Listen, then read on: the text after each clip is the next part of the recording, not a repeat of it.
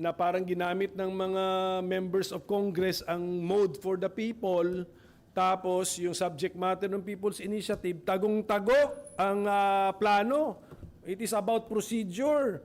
That's why magdududa ka, is it really the People's Initiative ang top of mind ng people? Procedural amendment to the Constitution?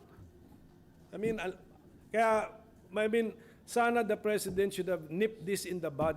Pero lumaki na ng ganito, it's still not yet too late. I hope productive yung meeting kanina. Sir, ano yung the President should speak up na? Kasi parang yung mananahimik po niya, lalo nagpapagulo.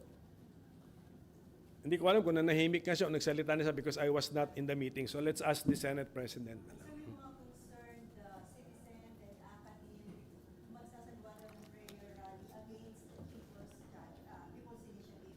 An identification rate, sir, na na-enlighten na yung público. Dahan-dahan.